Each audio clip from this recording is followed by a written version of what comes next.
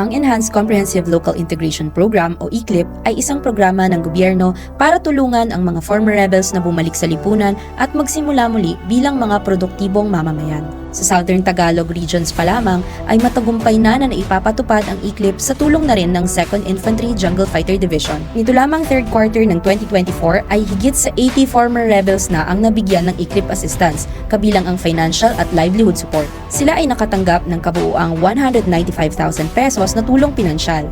Bukod sa financial aid, nag-aalok din ng ECLIP ng libreng skills training at edukasyon upang makapagsimula ng bagong hanap buhay at makatulong sa komunidad ang mga former rebels.